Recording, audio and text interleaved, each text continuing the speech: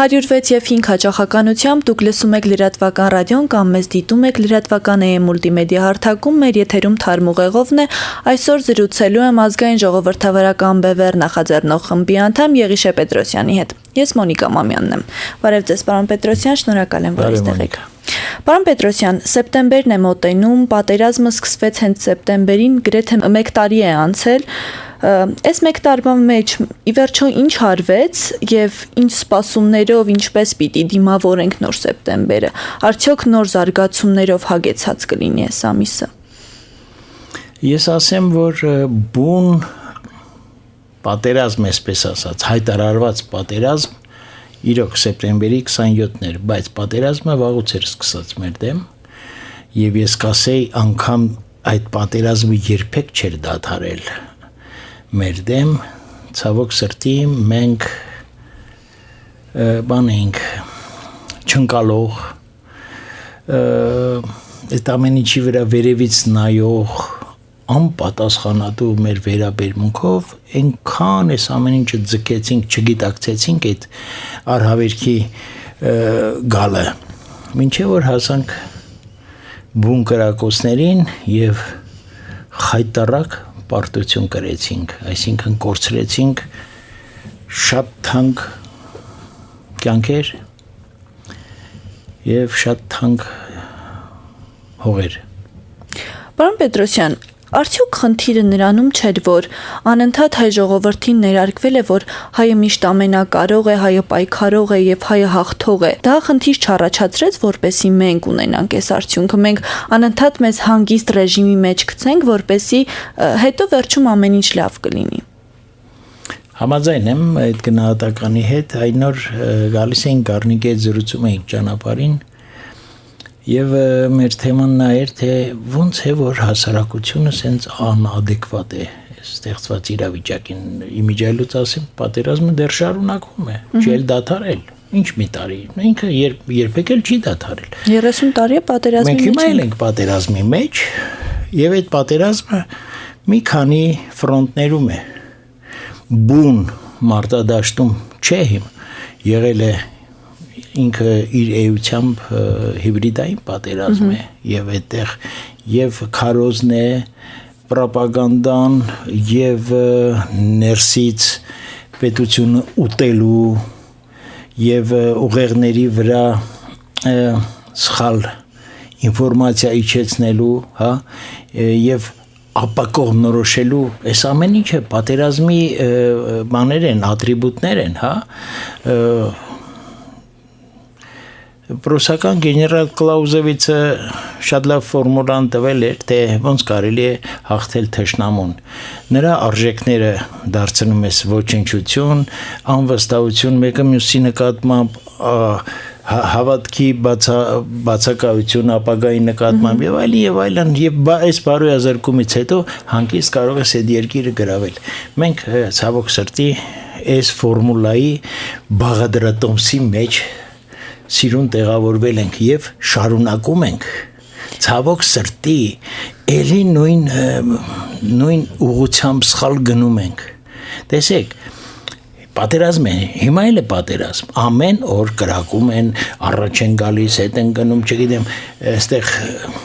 գաղտնի միջանցքն են բացում հա ժողովուրդը իր համար հանգիստ ապրում է կարծես թե իրեն ոչինչ չի վերաբերում եւ Պատճառը գալիս է մեր իշխանություններից։ Իշխանությունները վերևից չեն իջեցնում այն իրական պատկերը եւ իրական գործողությունների շարքը, որ պետք է անի պետությունը, ժողովուրդը այս պայմաններում, քանի որ մենք կանգնած ենք շատ լուրջ վտանգի առաջ, անգամ ցեղասպանային վտանգի առաջ։ Տեսեք, մի 20 օրից Ռուսաստանում ընտրություններ են, շատ լարված վիճակ է այնտեղ, Պուտինը ամեն կերպ ուզում է իր համար կանխատեսելի շարունակություն կառուցի, բայց իր առողջությունը նախ թույլ չի տալիս, որպես ինքը մնա այդ վստահելի դիրքերում, որ ունեցել է միշտ, եւ այնտեղ արդեն underground, հա, գետնի տակ ինչ որ գործողություններ են կատարում եւ նրա դեմ եւ նրա կողմ եւ չի բացառում որ Ռուսաստանում շատ լուրջ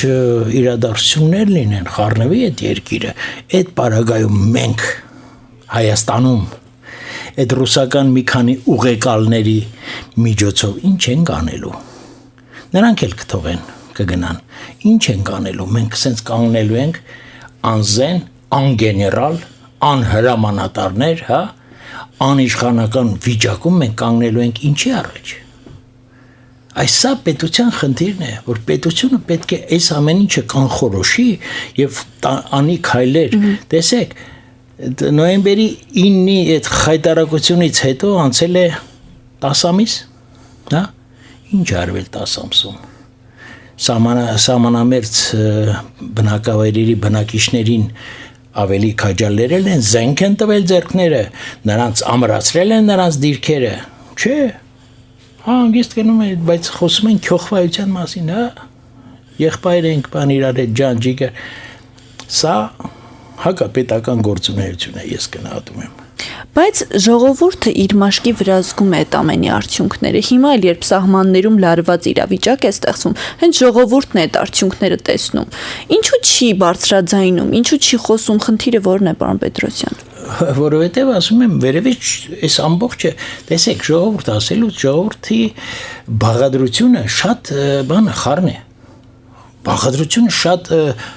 մասնիկներից է բաղկացած։ Որոշ մասնիկներ, որոնք քիչ են, դա ինտելեկտուալ հատվածն է, հա, որը ամբողջ խորությամբ հասկանում է ինչ է կատարվում։ Այն մնացած մասը, այսպես ասած, աստիճանական IQ-ն պակասելով կամ Առաջնային եւ երկրորդային խնդիրներ չեն տարբերակում միմյանցից։ Մինչև իրանց դուր չմտնի, հա, եւ ցավոք սրտի հենց այս ժողովուրդը այդ խապուսիկ խաղաղության համար իբր թե ձայն է տվել իշխող բանին կուսակցությանը։ Բայց ինչ եք կարծում, դեռևս ժողովրդի մոտ այդ վստահությունը կա իշխանության հանդեպ։ Այս ամենը տեսնելով ինչ որ մի մաս ուղիղ հեռացված ապրում է։ Զարթնեց, սնունդի հնարավորությունը կա, սնվեց, տուալետը գնաց, հա, դուրս եկավ բեսեդկա ափր ցփր իրար խոսեցին, երկու հատ նարդի գցեցին, որը ավարտվեց եկան տուն։ Բացարձակ բացակա լինելով աշխարհից, աշխարհի ելումուտից, նիստուկացից, այսպիսի ժողովուրդը մեր մոտ բացարձակ մեծամասնություն է, բացարձակ մեծամասնություն է ցավոք սրտի։ Եվ մենք ստիպված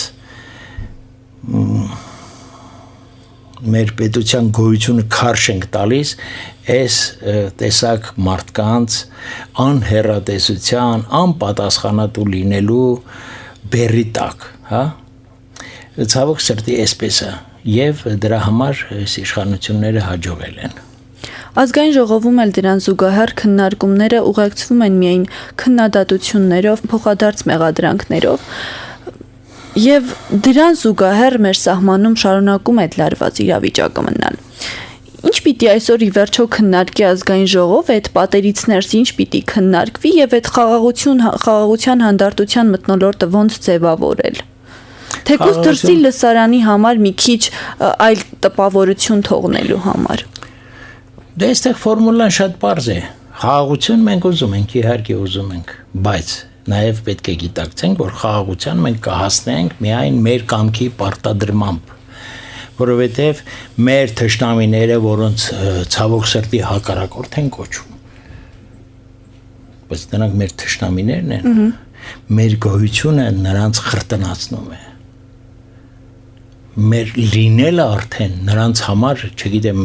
այդ ոնց որ ցուլին կարմիր կտոր է ցույց տալիս, հա, սա չգիտակցել եւ գնալ ինչ խաղաղության ենք գնում։ Սա կեղծ օրակարգ է, չի լինի այդպիսի բան։ Խաղաղություն կարող է լինի միայն մեր կամքի թելադրմամբ, որովհետեւ մենք համահանողը չենք։ Մենք աշխարհի համար բան չենք, թուրք չենք, հասկանում եք։ Մենք խաղաղասեր, արարող, կառուցող տեսակ ենք։ մենք չենք ուզում ուրիշինը, բայց մեր անընդհատ ուզում են, ու սա չգիտակցել, որ քանի դեռ մենք կանք, մեզ հանգիստ չեն տալու, քանի մենք ունենք անկախ պետականություն,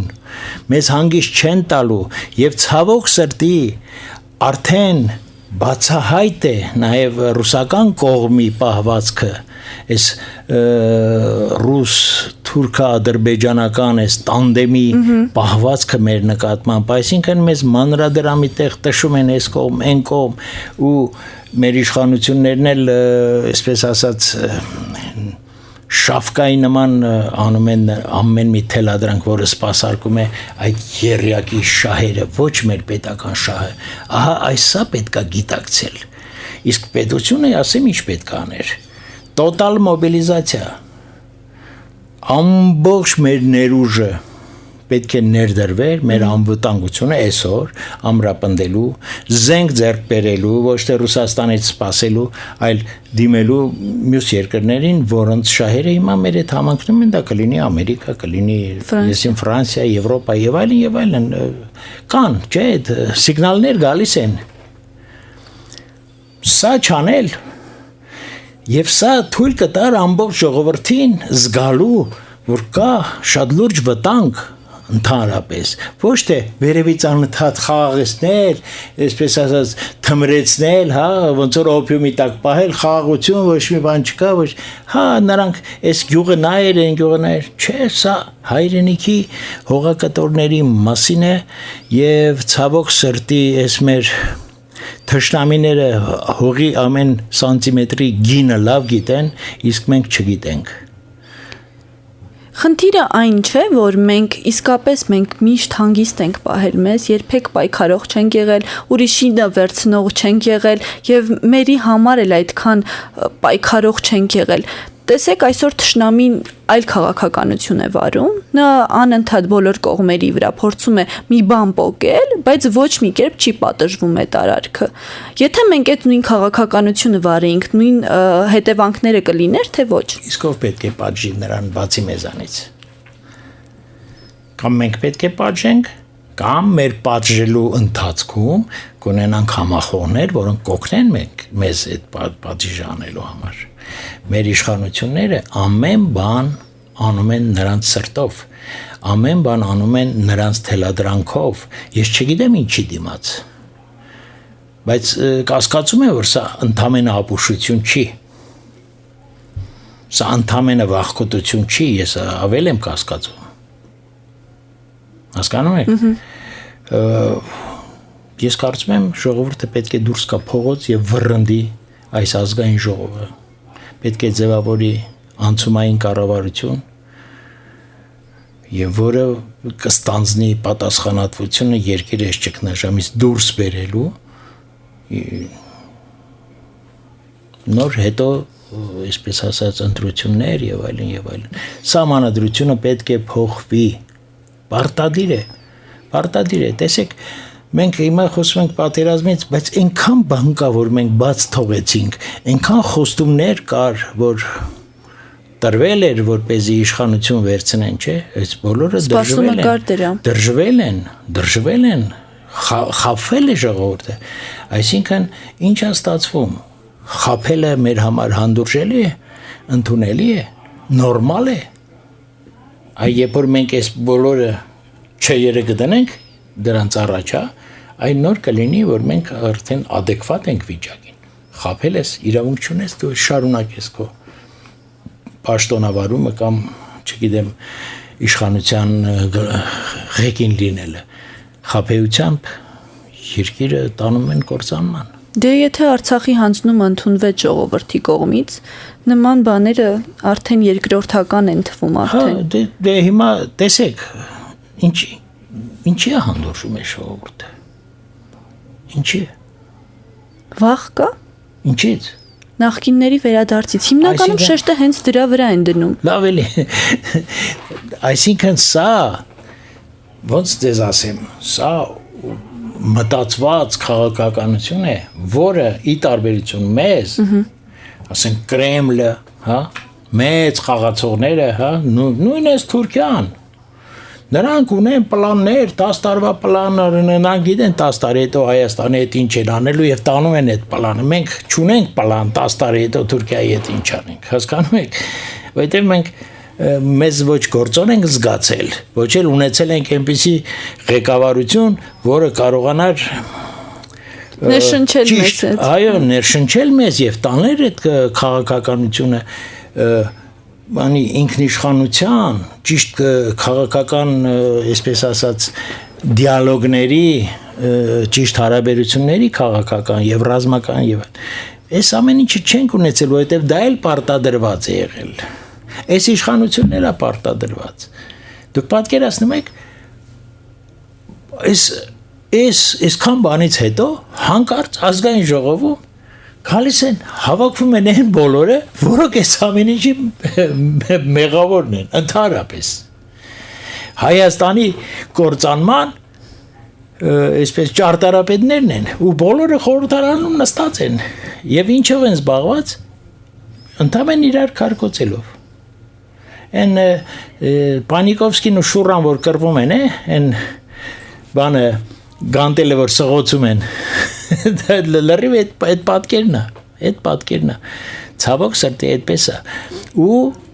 ես չգիտեմ, ես ժողովրդին կոչ եմ անում, խելքի կան դուրս կան փողոց եւ այս ամեն ինչի վերջը տան, այսպես մենք կործանման ենք գնում։ Ազգային ժողովրդավարական բևեռը, եթե չեմ սխալվում, վերսկսում է իր հավաքները։ Ինչ օրակարգ ունեք դուք։ Մի օրակարգ ունենք երկիրը հանել այս ճգնաժամից։ Ուրիշ օրակարգ այսօր ունենալ չենք կարող։ Ինչ քայլերով, ինչ կա ծրագիր մինիմում, կա ծրագիր մաքսիմում եւ այլն, որպես ինչպես եւ լինում է, բայց մեր գերխնդիրն է ժողովրդին այս թնջուկից հանել եւ նրան դարձնել տերը իր երկրի իրականում։ Ինձ միշտ սա է հետաքրքրում, երբ պատերազմից հետո ժողովուրդը էմոցիոնալ վիճակում էր, այդ պահին չհաջողվեց նրան ուշքի բերել։ Այս պահին ավելի դժվար չի լինելու։ Դժվար է, բայց դե չգիտեմ, դուք օրինակ կարում եք հանգիստ նայեք այս իրավիճակին։ Միանշանակ ոչ։ Դե ձեզ էլ եմ հրավիրում։ Մեր հանրահավաքին ամեն մեկը չի կարող համակերպվի այս նվաստ վիճակի հետ, հասկանում եք, շատ նվաստ վիճակ է սա, մեզ ձեռ են առնում, մեր վրա ժողովրդի լեզվով ասած ղեժում են, Ալիևներ, բաներ, ինչ-որ, հասկանում եք, մենք չկանք, մեծ շատ ամոթ վիճակ է։ Փաշինյանը անվանում է ադրբեջանական անուններով մեր տարածքները, հայկական տարածքները եւ այդ նույն ժամանակում Գորիս-Կապան ճանապարհը փակ էր, դրա մասին էր խոսք գնում եւ ժամեր անց ճանապարհը բացվեց։ Ուզում եմ հասկանալ, այս հայտարարությունը եւ ճանապարհի բացումը կարող է կապված լինել միմյանց հետ։ Իհարկե կարող է։ Ինչ որ մի բան լրացուցիչ խոստացել է, վերջ։ Ադրբեջանական անունը տալիս է, թե ձերն է ու վերջ։ Այսինքն այս մարդը, չգիտեմ, այս մարդը համոզված հակապետական այր է, համոզումով, հասկանում եք, համոզումով անա, ինքը մեծ, ոնց ասեմ, խանդավառությամբ անում ես հակապետական քայլերը, հասկանում եք, խանդավառությամբ, չես հասկանում, որտեղ է լոգիկան, որտեղ է, նա նվիրալ պետություն քանդող է։ Նվիրյալ պետություն քանդող։ Նաև Սյունիքի այդ հատվածների ճանապարհի փակում ինքը կապեց հյուսիս-հարավ ճանապարհի հետ, նշելով, որ ժամանակին, երբ հյուսիս-հարավի ճանապարհը նախագծվում էր, խնդիր է առաջացել, որ հենց այդ ճանապարհներով չի ուղղությունը տարվել։ Արդյոք իսկապես հիմքում կարող է սա լինել, այս ամենի։ Այն որ սա գլոբալ համաշխարհային խաղի մասնիկ է այս ամեն ինչը, դրանում ես կասկած չունեմ։ Այստեղ խառնված են շատ ուժեր։ Թուրքիան այդպես հանգիստ չէր կարագար խցկվեր այստեղ, եթե նա համաձայնություն ձեռք չբերեր օրինակի համար կարող է ինչ որ մի ուժերից նատոյական, հա, այսպես ասեմ, ինչ Ռուսաստանը, հա, կարող է այնտեղ Չինաստանը, այսինքն սա գլոբալ խաղի մի մաս է։ Այսինքն եթե դու ոչինչ չես ձեռնարկում, ոչինչ չես կանխատեսում եւ համապատասխան աշխատանքներ չես տանում ինչ որ բան իրականացնելու համար, քո փոխարեն անում են ուրիշները։ Հիմա այդ ճանապարհը պետք է գլոբալ առումով աշխարհին պետք է, հա? Երկու ուղղություն կա։ Չինաստան, Պակիստան, Թուրքմենստան, Ադրբեջան, Մեղրի, Թուրքիա, հա? Բավականին կարևոր ճանապարհ է, որի մեջ շատ մեծ փողեր կան, եւ Ռուսաստանը տեսնելով, որ ինքը մի քիչ թույլ է, չի կարա արճակատման գնա թուրքերի հետ, որոշեց, որ բիզնես պրոյեկտի մաս կազմի։ Հասկանում եք, մտավ այդ բիզնեսի մեջ իր փայով, խոստացավ, որ այդ մի կտորը ինքը իրանով կանի իր պատասխանատվության տակ, որպես ինքը լինի մասնակից այս բիզնես նախագծին։ Եվ այստեղից այս բոլորը իրար գումարվեց։ Նոր զարգացումները արդեն դրան գումարվեցին։ Հա, ի սկզբանե սա մտածված էր։ Ի սկզբանե եւ Ռուսաստանը մեծ զոհաբերեց անուն այդ պրոյեկտի մաս կազմելու, որովհետև ինքն էլ շատ լուրջ փողի կարիքներ ունի, որովհետև ինքն էլ սանկցիաների տակ է, իր երկիրն էլ տնտեսապես առաջընթաց չի կարողանում ապահովի, հա? Նավթի գին անգավ երկիրը կքանդվի։ Մի 6 ամիս պահեն նավթի գին, գազի գին ցածր չի լինի Ռուսաստան։ Հասկանում եք։ Եվ կար այլ հյուսիս հարավը։ Երբանից էր դա պլանավորվում, հիշում եք։ Կերան չէ դա բոլոր փողերը, չէ՞։ Փոխանակ, էլի ինվեստորներ գտնեն, այս բանը շուտ անեն եւ այլն, չարեցին, չէ։ Չարեցին։ Ու մենք ասենց մնացինք ձեռնունայն ու մեր փոխարեն անում են մեր ուղակի մենք դառնում ենք կոմունալկա, հա, ով ոնց ուզում մտնում դուրս է գալիս եւ ցավոք սրտի ել չեմ ասում, որ կարևորագույն ռեսուրսներ ենք տալիս, կարևորագույն դիրքեր ենք տալիս, որ եթե անգամ հիմա խաղաղությունը լինի, վաղը երկու կրակոցով ամբողջ երկիրը պահեն բանի մեջ ցեղված վիճակում, հա, օղակի մեջ կպահեն։ Այս ամեն ինչը չգիտակցել, ուր են մեր զինվորականները։ Սաղորը խոսում էին, ես իմ գեներալներ, ես ուր է ձեր տաղանդը, ուր է ձեր ոգեղենությունը, ուր է ձեր պատասխանատվությունը ես զինվորական չեմ, ես կարող եմ այդ հարցում լինեմ բառադի, օրինակ, հա, ասեմ ես իմ համար զբաղվում եմ, չգիտեմ, երգ եմ գրում կամ ինչ եմ անում, բայց զինվորականը, որի միսիան երկրի անվտանգություն պահելն է, որը զինվորագրվել է պետությանը ծառայելու համար, որը աշխատավարձ է ստանում դրա համար եւ այլն, եւ ինչ եք անում դուք, ընկերներ։ Ինչ եք անում, ինչ արեցիք դուք։ Որ մեկը կանգնեց պետության թիկունքին։ Այսինքն ով ոնց ուզում շարժում է։ Ուրեմն ես ձեզ չեմ ընդունում որպես զինվորականներ։ Դուք ուղղակի բան եք, սպառողներ եք, տարրական սպառողներ եք, ոնց որ եւ այս իշխանությունը, ոնց որ եւ այս ազգային ժողովը։ Այսինքն պետության համար անպետան բաներ եք։ Քանի որ զինվորականներից խոսեցիք կառավարության։ Ես սպայական կազմն եմ ասում։ Ես հրամաններ տվող որոշումներ կայացնողների մասին եմ խոսում, զինվորը ինչ անի։ Կառավարության 5-ամյա ծրագիրը ընդունվեց արդեն, որում եւս անդրադարձ կա բանակի ռեֆորմներին, կրճատմանը։ Դուք ո՞նց եք պատկերացնում բանակի նորացումը, ինչ մեթոդներով է լինելու եւ որքան է մեզ համապատասխանում այդ ձևաչափը։ Մոնիկա ջան, ինձ անհետաքրքիր է եւ այդ կառավարական ծրագիրը եւ դրան ձայն տվողները եւ դրա հաստատողները, որովհետեւ այս պայմաններում խոսել օպտիմալացումից դա նոր թմրանյութ է ժողովրդի համար, նոր թմրանյութ է երկիրը հանձնելու ճանապարհին։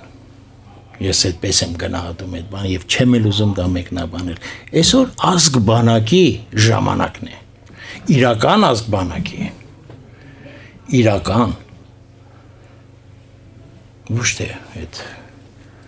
Այդ գաղափարը ոնց տարածել ժողովրդի մեջ։ Ազգանակ դառնալու։ Տեսեք, ժողովուրդը ինչ ան, լավ, ենթադրենք տարածված է ժողովրդի մեջ, բայց չէ՞ որ այդ ժողովուրդը ունի իշխանություն, որի գլխավոր խնդիրը դա է, իսկ նա դրա հակառակն է անում ուղիղ թելադրանքով, նվիրումով, հա։ Կապ չունի, որն է այստեղ գերակշռում, թելադրանքը թե նվիրումը, թե հանցագործության մասնակից լինելը, ես չգիտեմ։ Միևնույնն է, արդյունքը նույնն է։ Ամեն դեպքում մենք այսօր մեր անվտանգության մեծ մասը ռուսական բանակին, ռուսական զորքին ենք վստահել,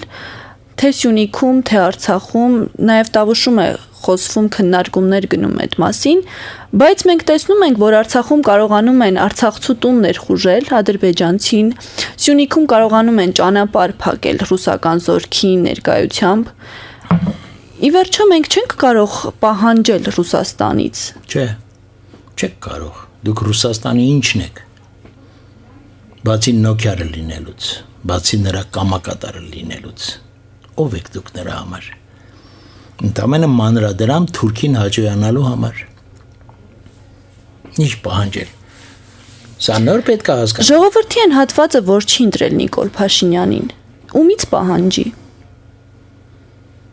Որ վստահություն չի տվել այս ամեն իրականացնելու։ Իսկ նա բողոքում է։